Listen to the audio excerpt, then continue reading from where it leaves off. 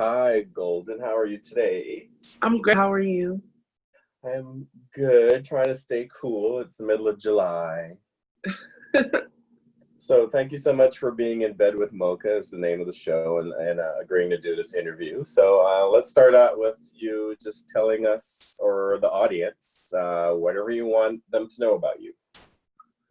Well, I'm 24. Um, I'm a drag queen. Um, I am also in school to study law. Um, and somehow my goal is to correlate the two, is to educate the community on the different programs that are available to them that they don't really know about. Um, my goal is also to integrate the community. So I feel like my career and the drag part would coincide with one another. I'm also interested in politics. So I feel as though if I become a pillar in the community as it pertains to politics, it will shine a light on the underrated community that we have in the city. Wow. It's always so good in getting to know people. So thank you for sharing that with us. So No problem. we have 7 questions, Hmm. and they mostly relate to drag, but also a little bit of politics. We want to keep it light because we want people to feel good because I think people need more of that in these times. Definitely. So, all right, so let's start out with what made you get on stage for the first time? Um, it was really an impulse decision. I was scrolling on Facebook like 5 years ago, and I seen a flyer for Natalie Cole's Oasis show, and it was like a few days after I had went to the Woodward and seen a show there, and I thought I could probably do that. Um, and I messaged her on Facebook. I didn't really know what drag was. I knew I seen it on like Drag Race, but I never pictured myself actually doing it. I knew that whatever I did, I wanted to be on a stage in my life. I just didn't know it would be dressed as a woman. But who knew that I could actually excel in it? Um, so it was really just an impulse decision to just jump out there and try something new. I had no idea I would be where I am today, actually. Wonderful. So where'd you get the name? Well, my favorite color is gold, and the only golden I knew was Golden Brooks from Girlfriends. So I thought it would be very eclectic. Um, O'Hara, I was figuring out a name, and I was watching the news, and they said something about the Chicago airport, which is O'Hare, and I'm like, would be really cute. So I just put it together, and then Polo comes from my drag family. So Hmm. All right. Airport involved. Okay. Fierce. So you mentioned that you watch RuPaul's Drag Race. If you were yeah, ever to go on the show and had to do Snatch Game, who would you do? if they would allow me, like I've thought about this question like long and hard because I'm not really good at impressions. I feel like, but I would either be Nikki Parker, from the Parkers, or Okay. I would be Big Mama from Big Mama's house. Okay. I can see that. Oh, Nikki Parker. I totally forgot about her. She's funny. Oh, all right. So tell us something about yourself that we would be surprised to know. Hmm. Well, in this community with all of the substances that we dabble in, typically, people will be surprised to know that I don't smoke or drink. And I'm also, um, for me to have such a big personality, I'm very shy actually. Like I'm like dressing rooms. I just started becoming one of those people who engage with the other queens in the dressing room. But in the beginning, I was just like really nervous for some reason. But yeah. Wow, I can identify with that. Out of drag, I'm pretty shy too, but some people just think I'm stuck up, but whatever. Yeah, I got that a lot when I was quiet in the dressing rooms, yeah. Yeah. So we're gonna have one kind of serious question, and that is, do you have any thoughts on the racial divide that exists not only in the Detroit gay community, but that exists in the Detroit gay community? When it comes to a racial divide, I feel like we have to look at every single component within it, not just race, but it's the body shaming, it's the light skin versus dark skin, it's the issue within the melanated community. So in order for us to sweep off of somebody else's porch, we have to sweep off our own first. And one thing that I've noticed is that from my personal experiences, light-skinned people have the tendency to act as though privilege doesn't apply to them. And if we're going to do that, we can't get upset about the Caucasian people who feel like they aren't doing anything wrong because of their privilege. Privilege is, it may not be something that you see that you do, but if somebody else is calling you out on it, it has to be truth in it somewhere. Then the whole body shaming thing. I am a plus size queen and I love it. I wouldn't change it for the world. It makes me who I am. When I walk into a room, you can't help but see me. But the side eyes, the stares, the snickers, all of that, it makes no sense to me considering the fact that we're all in front of the same gun. And the thing is, when are we going to decide to stand together instead of being separate but equal?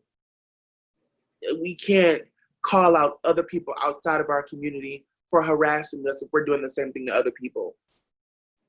It's all so evident, it seems like, in this time where even like with bookings, sometimes I'm the only Black girl on the show, and it can be uncomfortable if you allow it to. And I'm at a predominantly white bar, and like I said, I'm the only Black girl on the show. So it's like, what do you do with that? So you take that as your opportunity to show people how talented Black queens really are. And one thing that a lot of people don't pay attention to is the fact that Black queens are really underrated in this city. For Michigan to be such a melting pot, it's almost as if they believe that white queens are superior, when, if we can be candid, they all typically look alike. But the Black queens, we bring individuality. I'm not saying that white queens are not creative. I'm just saying that we should be integrated. I shouldn't see a flyer with 10 white girls when there are equally talented Black girls just down the road. Yeah, it's crazy that there are queens that perform at, if you will, Black bars, that people who love drag and go to white bars have no idea who they are. Mm-hmm. And they're just as talented, if not more.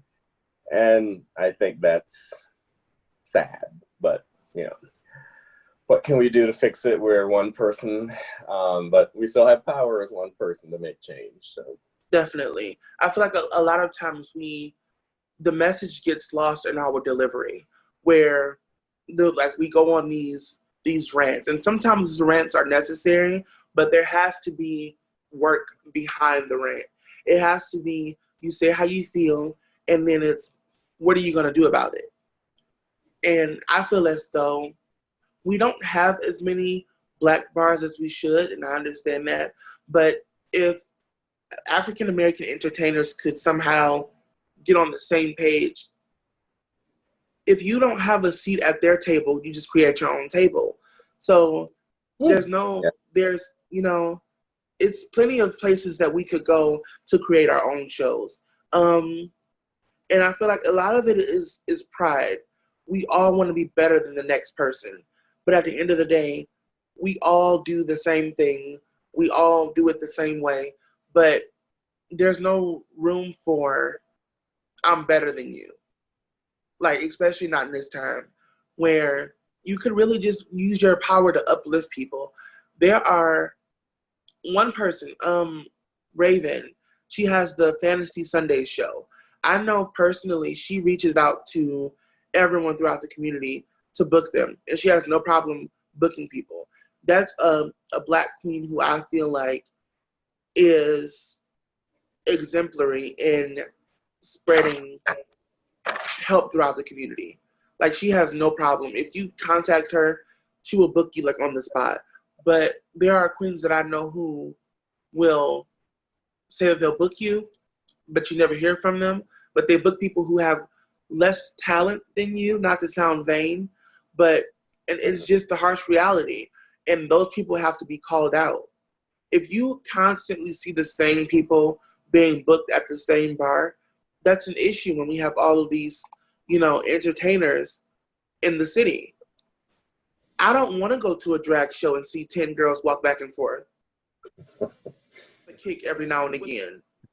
But those are the girls who get booked. And nobody's going to say anything about it. And somebody has to. I honestly don't see, no offense, Black girls get on stage and walk back and forth. I can't say not one girl I know does that. But I can name several others who do that. But I won't, because I'm like Detroit's Miss Congeniality. So I'll keep it cute. Oh, well, we could go on and on about this question forever and still be here. But so to take it back to a lighter note, are you an early bird or a night owl? I honestly never really sleep. I get about 4 hours a day, only because I have so many things that I'm working on. And I feel like I'll sleep when I'm successful. When I'm making money in my sleep, then I'll sleep. Oh. And that's just how I feel. Right now, I'm young, I'm vibrant, I'm in the prime of my life. Like, these are the years where I'll look back and realize that these were the bricks of the foundation that I was building. So I don't want to say that I was asleep when I was doing it. And to wrap it up, if you won the lottery right now, talking millions of dollars, what would be the first thing that you would do?